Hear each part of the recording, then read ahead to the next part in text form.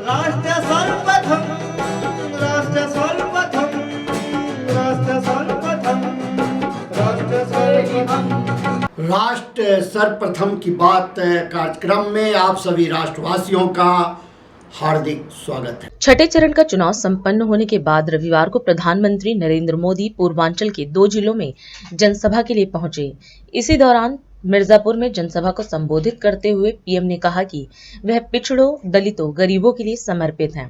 PM ने सरकार द्वारा चलाई जा रही योजनाओं का जिक्र किया, जिनमें मुफ्त राशन, 5 लाख तक का मुफ्त इलाज आदि शामिल हैं। पीएम ने बताया कि पीएम किसान सम्मान निधि से किसानों के खाते में 1000 करोड़ रुपए डाले गए हैं। वहीं गरीबों को रहने के लिए पक्के घर और बिजली का बिल 0 करने की भी बात कही। साथ ही बीजेपी प्रत्याशी के समर्थन में वोट की अपील की। भाइयों और बहनों, भारत ने तीसरी बार मोदी सरकार बनाने का मन क्यों बनाया? इसका सीधा सीधा कारण है नेक नियत, नेक नीतियां और नेशन फर्स्ट, मेरा देश सबसे ऊपर, राष्ट्र निष्ठा। आप मुझे बताइए साथियों, मोदी गरीब, दलित, पिछड़ों के हितों के लिए समर्पित है। मोदी 5 साल तक मुफ्त अनाज दे रहा है। मोदी 5 लाख रुपए तक मुफ्त इलाज दे रहा है। अब तो मोदी की गारंटी है, जितने भी परिवार हैं, मोदी हर परिवार के बुजुर्ग को मुफ्त इलाज कराएगा।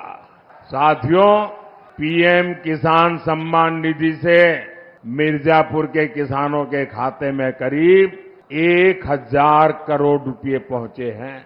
मोदी ने 4 करोड़ पक्के घर बनाकर दे दिए।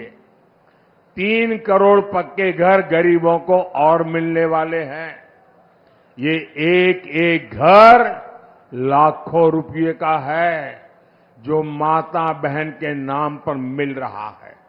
साथियों, आप बिजली से कमाई कर सके, मोदी इसके लिए भी रास्ता बना रहा है।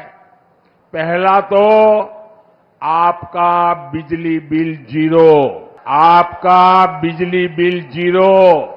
इतना ही नहीं, आपके पास जो अतिरिक्त बिजली होगी वो सरकार खरीदेगी, बिजली के बदले में पैसे देगी और आपको बिजली से कमाई होगी।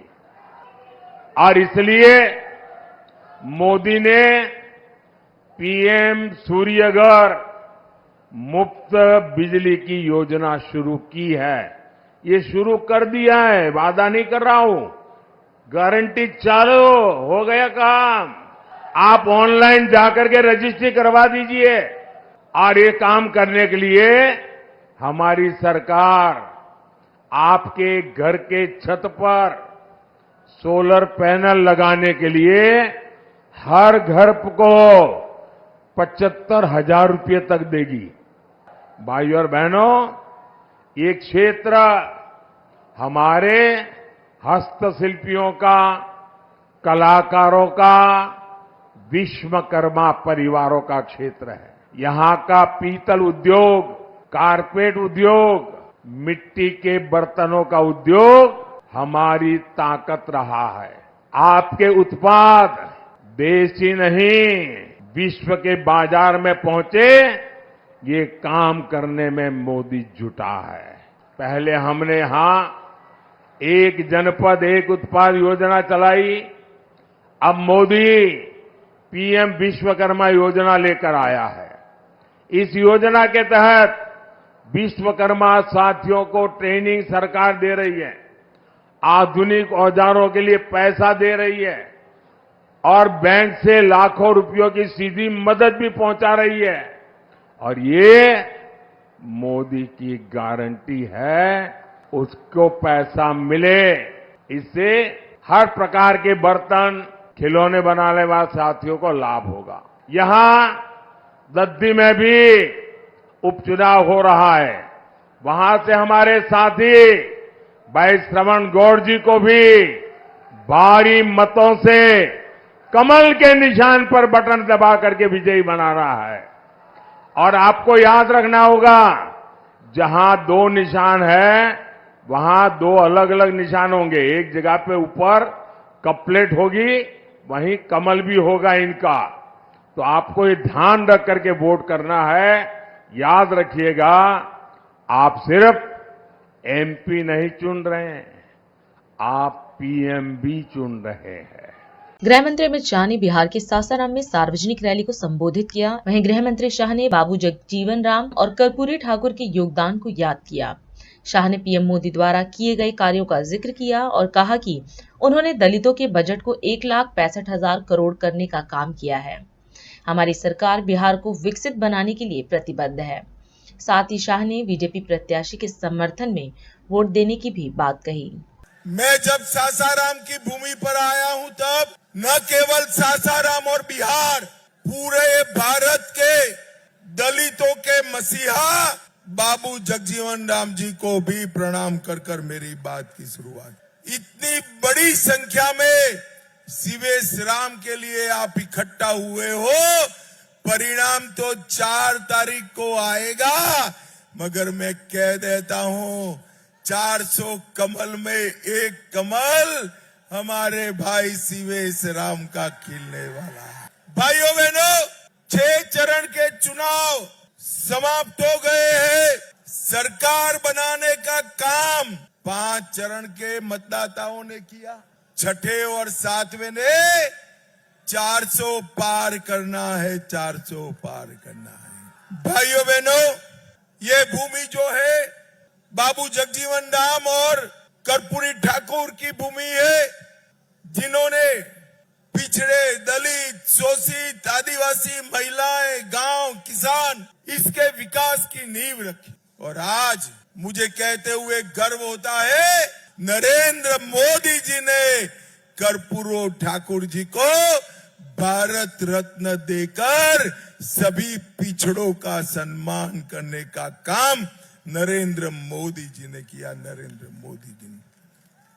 और भाइयों बहनों, नरेंद्र मोदी जी ने पिछड़ा समाज के लिए आयोग बनाकर पिछड़ा समाज को संवैधानिक सम्मान देने का काम हमारे नेता नरेंद्र मोदी जी ने किया, नरेंद्र मोदी जी ने किया। कैमूर वालों, मैं कह कर जाता हूं, जब तक हम देश की पार्लियामेंट में भारतीय जनता पार्टी का एक भी सांसद है, एसटी, एससी, ओबीसी के आरक्षण को हम नहीं हटाने देंगे, नहीं हटाने। ये नरेंद्र मोदी का वादा है। दलित कल्याण के लिए कांग्रेस सरकार का बजट 41,000 करोड़ था और नरेंद्र मोदी जी ने 41,000 करोड़ के बजट को बढ़ाकर 1,65,000 करोड़ करने का काम नरेंद्र मोदी जी ने 14 अप्रैल को राष्ट्रीय समरसता दिवस घोषित किया, 26 नवंबर को संविधान दिवस घोषित किया और मऊ, लंदन, नागपुर, दिल्ली और मुंबई, जहां जहां बाबा साहब के लंबे समय संपर्क रहा, वो स्थानों को तीर्थ स्थान बनाने का काम भी नरेंद्र मोदी जी ने किया है। मोदी मोदी के नारे हमारा बिहार को विकसित बिहार बनाने का नारा है। 10 साल में यूपीए सरकार ने बिहार को सिर्फ 2,80,000 करोड़ दिया। कैमूर वालों, 2,80,000 करोड़ के सामने नरेंद्र मोदी जी ने 14,23,000 करोड़ रुपया बिहार को देने का काम किया है। इतना बड़ा विकास का काम नरेंद्र मोदी जी ने किया है। भाइयों बहनों, हमारे सीवान के लिए, हमारे कैमूर के लिए ढेर सारे काम नरेंद्र मोदी जी ने किए हैं। घर घर में नल से जल पहुंचाया, हर घर में बिजली पहुंचाई, हर घर में शौचालय पहुंचाया, हर घर में गैस का सिलेंडर पहुंचाया और 60 करोड़ लोगों को 5 किलो अनाज हर माह प्रति व्यक्ति मुफ्त में देने का काम नरेंद्र मोदी जी ने किया। नरेंद्र मोदी जी ने। भाइयों बहनों, एक क्षेत्र में हमने युवा प्रत्याशी सीवेश जी को लड़ाया है। सीवेश राम के नाम के सामने कमल का निशान है, उस पर बटन दबाते ही मोदी जी प्रधानमंत्री बन जाएंगे। मुझे बताओ, सीवेश राम के नाम के सामने कमल के निशान पर बटन दबाओगे क्या? मोदी जी को तीसरी बार प्रधानमंत्री बनाओगे? पंजाब में 1 जून को मतदान होने जा रहे हैं। राजनीतिक दलों ने चुनावी रैलियों में ताकत झोंकनी शुरू कर दी है। वहीं कांग्रेस की महासचिव प्रियंका गांधी आज पंजाब दौरे पर हैं। इसी कड़ी में प्रियंका ने चंडीगढ़ पंजाब में न्याय संकल्प सभा को संबोधित किया। इस दौरान अपने संबोधन में प्रियंका ने कहा कि पंजाब किसानों की धरती है। पंजाब में किसानों के आदर की परंपरा रही है। किसान हमारे अन्नदाता हैं और बॉर्डर पर खड़ा जवान भी किसान का बेटा है। वहीं प्रियंका ने पिछले 10 सालों के केंद्र सरकार के कार्यकाल को लेकर जमकर हमला बोला। साथ ही प्रियंका ने कहा कि अब जनता के सावधान होकर सरकार चुनने का समय आ गया है। यहाँ खड़े होकर आपको संबोधित करते हुए मुझे बहुत गर्व है इस धरती पर, हमारे अपने देश पर और आप सब पर। देखिए, चुनाव का मौका है। आपके सामने जितने भी नेता आते हैं, चुनाव के बारे में आपसे चर्चा करते हैं। मैं भी इसी संदर्भ में आई हूं। मैं जानती हूं कि ये किसानों का प्रदेश है, किसानों की धरती है। किसानों ने ही हमारे देश को बनाया। आपकी मेहनत, आपके खून पसीने ने ही इस देश की धरती को सींचा है, हमें आत्मनिर्भर बनाया है। और हमारी राजनीति में स्वतंत्रता आंदोलन से पहले से भी हमेशा एक परंपरा रही है, किसानों के आदर करने की परंपरा, जिसमें हर नेता, चाहे किसी भी पार्टी का होता था, समझता था कि हमारा देश किसानों का देश है। जो सरहद पे हमारी रक्षा करते हैं वो भी किसान के बेटे हैं। जो हमारे पेट भरते हैं, हमारे अन्नदाता हैं, वो किसान हैं। जिन्होंने इस धरती को सींचा है वो किसान है। और क्योंकि ये बात समझते थे तो हमारी राजनीति में हमेशा, हमारी विचारधारा में हमेशा ये एक सच्चा गहरा आदर रहा देश के किसानों के लिए, आप सबके लिए। लेकिन पिछले 10 सालों से जो सरकार केंद्र में चल रही है, मोदी जी की जो सरकार है, उसमें हमने देखा कि ये जो किसानों की बात करते हैं, आपके सम्मान, आपकी आदर की बात करते हैं, वो सिर्फ मुंह बोली बातें हैं। ना आपके लिए नीतियां बन रही हैं। 10 सालों से आप देख रहे हैं कि खेती और किसानी से कमाना मुश्किल हो गया है। कोई सुविधा नहीं मिलती सरकार से। पेट्रोल डीजल महंगा हो गया है। जीएसटी से सारी जो जितनी भी खेती की चीजें हैं, सब जीएसटी से लदी हुई हैं, महंगी हो गई हैं। आज का मिडिल क्लास क्या कर रहा है, क्या कर पा रहा है? एक स्कीम नहीं है मिडिल क्लास के लिए, एक स्कीम नहीं है आपकी मदद के लिए, आपके लिए राहत के लिए। तो आप पूरे देश में देख रहे हैं कि पब्लिक का कोई आदर नहीं है। इन्होंने पब्लिक को इस तरह से निरादर किया है कि चुनावी मंच पर आकर आपकी समस्याओं की बात भी नहीं करते। जब इस तरह की सरकार 10 सालों से चलती है, जो सिर्फ जनता को नकारने का काम करती है और जनता को गुमराह करके सत्ता लेने का काम करती है, तो जनता को सावधान होने का समय आ गया है। आपको सावधान होना पड़ेगा। आपको समझना पड़ेगा कि केंद्र में क्या हो रहा है और आपके प्रदेश में क्या हो रहा है, और किस तरह से आपको हर स्तर पर गुमराह किया जा रहा है। आपके लिए जो काम करने वाला है, जो सच्चा नेता है, जिसने हमेशा आपके लिए संसद में आवाज उठाई है, जो सालों से किसानों के पक्ष में, जनता के पक्ष में आवाज उठाते हैं संसद में, जो सच्ची राजनीति है, जो आपकी भलाई चाहती है, उसको पहचानिए। और इस बार जब आप वोट डालने जाएंगे तो पूरी सोच समझ के अपना वोट डालिए। ये वोट सिर्फ आपके लिए नहीं है, सिर्फ आपके बच्चों के भविष्य को बनाने के लिए नहीं है, ये पंजाब के लिए भी है। ये चुनाव संविधान को, लोकतंत्र को बचाने का चुनाव है। अपने वोट का इस्तेमाल एक हथियार की तरह करिए। वो हथियार जो इस देश की सुरक्षा के लिए उठता है, जो इस देश की रक्षा के लिए उठता है, वही है ये वोट। जब आप वोट डालने जाएंगे तो अमर सिंह जी को भारी से भारी बहुमत से जिताइए, कांग्रेस पार्टी को जिताइए, ताकि एक सही तरह की राजनीति फिर से आपके प्रदेश और आपके देश में आए, जो आपका आदर करे, इस देश के किसान को सर्वोपरि रखे और इस देश के किसान के लिए सारी नीतियां बनाए। अभी समय है एक ब्रेक का, हम चलते हैं ब्रेक पर, आप कहीं जाए नहीं, छोटा सा break. Powered by Kamal Buildtech Private Limited, fulfilling promises. With our professional team and experience of delivering projects, in past we guarantee you peace of mind and top quality work in an affordable price. और अधिक खबरों के लिए आप हमारे YouTube channel दैनिक India दर्पण को अभी सब्सक्राइब करें और नोटिफिकेशन के लिए बेल आइकन को प्रेस करना ना भूलें।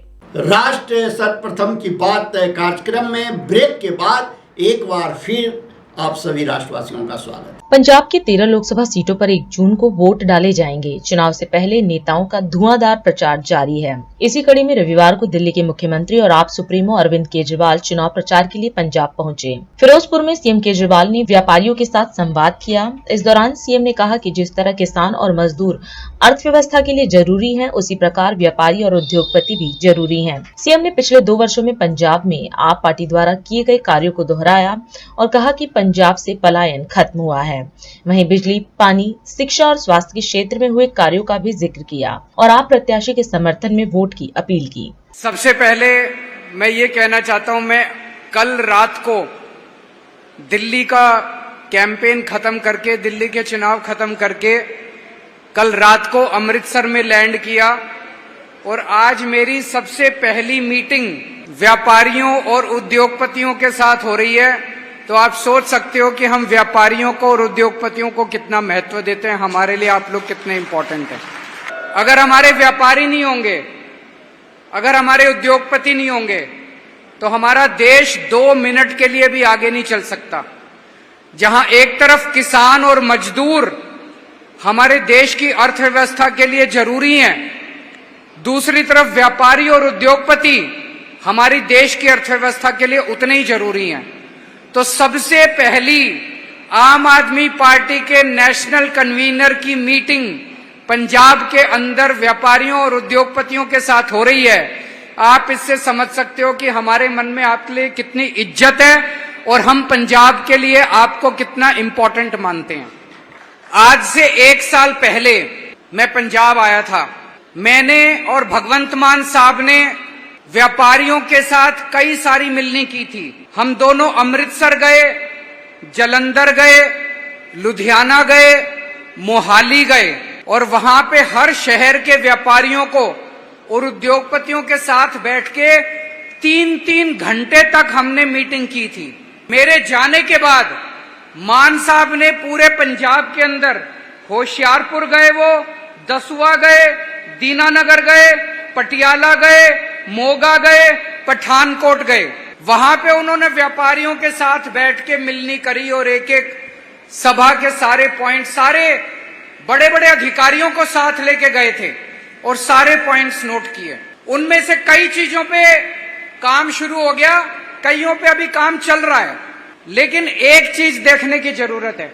2 साल हुए हमारी सरकार बने हुए। हमारी सरकार के पहले पंजाब में इंडस्ट्री की और व्यापार की इतनी बुरी हालत थी, इतनी बुरी हालत थी कि पंजाब की इंडस्ट्री पंजाब छोड़ छोड़ के मध्य प्रदेश, उत्तर प्रदेश, हिमाचल प्रदेश, राजस्थान, आसपास के सारे स्टेट्स में जा रही थी। पिछले 2 साल के अंदर ये पंजाब से बाहर जाने का सिलसिला खत्म हुआ है और इंडस्ट्री का पंजाब में आने का सिलसिला चालू हुआ है। मान साहब ने पिछले 2 साल में देश भर में घूम घूम के खुद जा जाके इंडस्ट्री के मालिकों के साथ बातचीत करी और आज 56,000 करोड़ रुपए की बड़ी बड़ी इंडस्ट्री बाहर से पंजाब में इन्वेस्टमेंट करना चालू कर दिया। 56,000 करोड़ का इन्वेस्टमेंट 2 साल के अंदर कोई छोटी चीज नहीं होती, किसी राज्य में इतना नहीं हुआ। वो क्यों हुआ? बड़ी बड़ी इंडस्ट्री, टाटा स्टील का सबसे बड़ा प्लांट पंजाब के, जमशेदपुर के बाद सबसे बड़ा प्लांट पंजाब के अंदर लग रहा है। जर्मनी के, नीदरलैंड्स के, कई सारे देशों के इन्वेस्टमेंट पंजाब में होने जा रहे हैं। क्यों? जब भी इतनी बड़ी बड़ी इंडस्ट्री आती है वो सबसे पहले देखती है इनके यहाँ लॉ एंड ऑर्डर तो ठीक है, दूसरी तरफ वो इंडस्ट्री आती है देखती है हमारे जो मसले हैं सरकार से उसमें कितना टाइम लगता है। अब सबको ये लगने लगा है कि कई सारे सरकारी कामकाज तेजी से होने लगे हैं। सरकार के साथ जो इंडस्ट्री का, व्यापार का, लाइसेंस लेने का, परमिशन लेने का, एनओसी लेने के जो काम है वो अब काफी तेजी से होने लगे हैं। आप लोगों ने स्टेट के चुनाव में हमें 117 में से 92 सीट देके हमारे हाथ खूब मजबूत किए। उसी का नतीजा है कि स्टेट के अंदर हम कई सारे काम कर पा रहे हैं। स्टेट के अंदर हमने डोमेस्टिक बिजली फ्री कर दी। 83% लोगों की आज बिजली फ्री आ रही है, घर के अंदर आ रही है कि नहीं आ रही है? कोई सोच सकता था?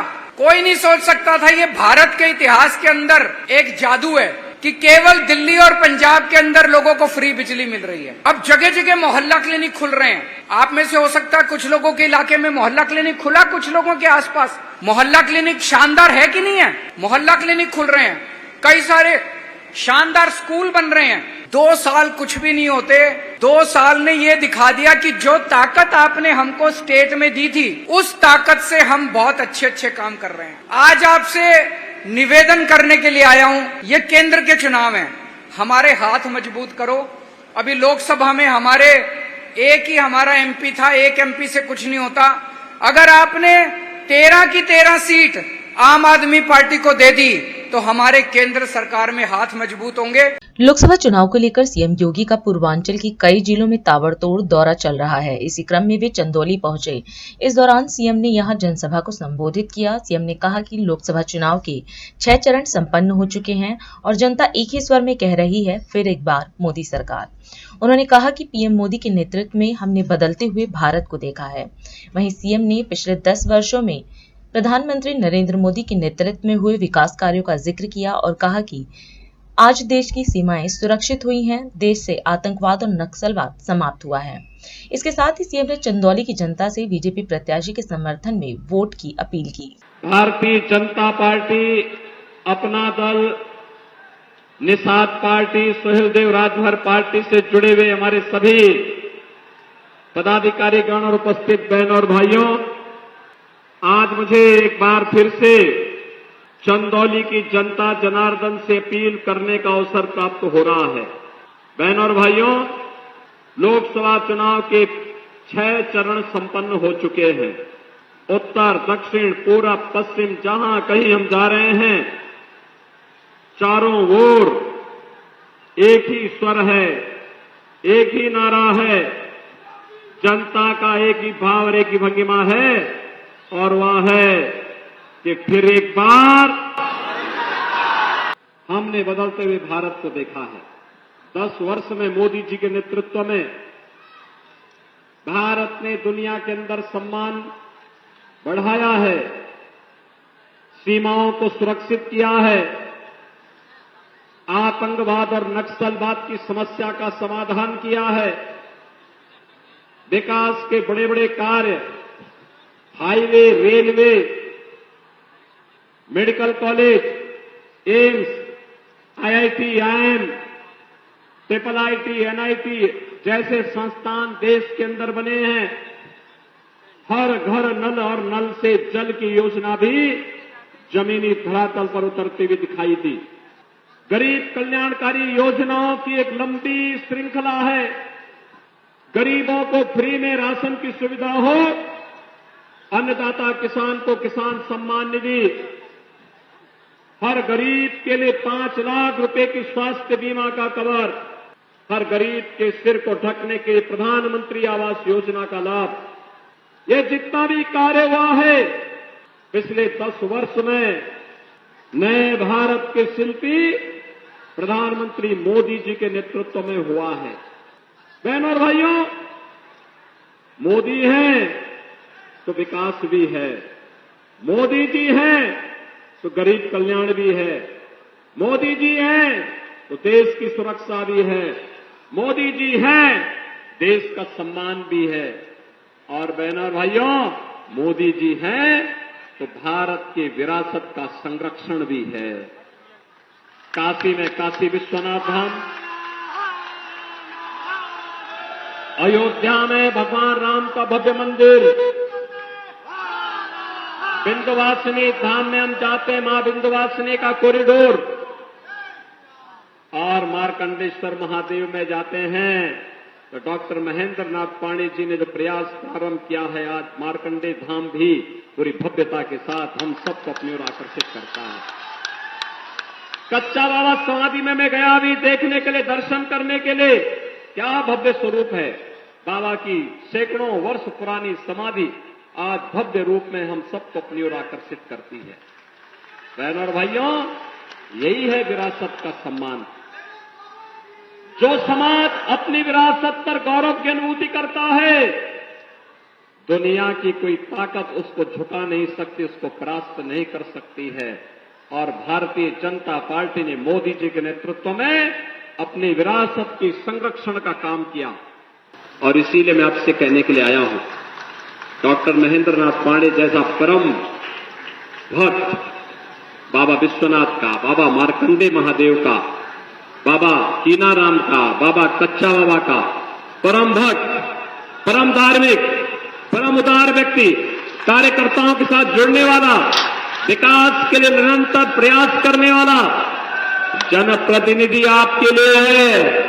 और इसीलिए हम लोग आए हैं, पूरे देश की आवाज के साथ हमें जुड़ना है। देश की आवाज क्या है? फिर एक बार मोदी सरकार, और मोदी सरकार के लिए डॉक्टर महेंद्र नाथ पांडे आवश्यक हैं। चंदौली से, शिवपुर और अजगरा से भारी बहुमत से विजयी बनकर के जाएंगे डॉक्टर महेंद्र नाथ पांडे जी। पूर्वी दिल्ली के विवेक विहार से बड़ी खबर सामने आई है। विवेक विहार की न्यू बॉर्न बेबी केयर अस्पताल में शनिवार देर रात लगी भीषण आग में नवजात बच्चों की जान चली गई। पूर्वी दिल्ली के इस घटना स्थल से बचाए गए अन्य बच्चों को दूसरे अस्पताल में इलाज के लिए भर्ती कराया गया है। आपको बता दें कि कल रात 11:30 बजे एक बेबी केयर सेंटर में आग लगने की सूचना अग्निशमन विभाग को दी गई। सूचना मिलते ही 7 फायर टेंडर मौके पर भेजे गए और 12 नवजात बच्चों को अस्पताल से निकाला गया। बाद में पता लगा कि 6 बच्चों की मृत्यु हो चुकी है।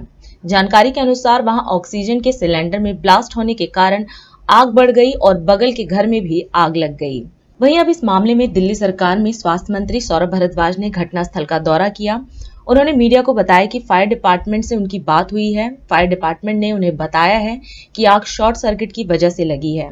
फायर डिपार्टमेंट के हेड से बात हुई और उन्होंने बताया कि उनका अंदाज़ा है कि शायद शॉर्ट सर्किट की वजह से आग लगी, और क्योंकि ऑक्सीजन सिलेंडर इसके अंदर थे तो ऑक्सीजन सिलेंडर ब्लास्ट होने की वजह से ये आग काफ़ी बढ़ गई। और इसके अंदर न्यू बॉर्न बेबीज़ करीब 12 के करीब थे। बच्चों की दम घुटने की वजह से इसमें मृत्यु हो गई। वहीं भारद्वाज ने कहा कि इस घटना की जांच की जाएगी और दोषियों के खिलाफ सख्त कार्रवाई की जाएगी। हमारी तरफ से बहुत साफ है कि इसकी जांच करेंगे, जल्द जांच करेंगे, और जो भी दोषी हैं जिन्होंने इसके अंदर लापरवाही की है या मिलीभगत की है, उनको सख्त से सख्त कार्रवाई की जाएगी। बता दें कि दिल्ली के सीएम अरविंद केजरीवाल ने भी इस मामले में लापरवाही बरतने वाले दोषियों के खिलाफ सख्त कार्रवाई करने की बात कही है। हमारे YouTube चैनल दैनिक इंडिया दर्पण को अभी सब्सक्राइब करें और नोटिफिकेशन के लिए बेल आइकन को प्रेस करना ना भूलें। आज हम इस कार्यक्रम में आपसे विदा लेते हैं। आप अन्य खबरों के लिए बने रहे। राष्ट्र सर्वप्रथम, वंदे मातरम, जाग उठा है भारत। राष्ट्र सर्वप्रथम। राष्ट्र सर्वप्रथम राष्ट्र सर्वप्रथम राष्ट्र सर्वप्रथम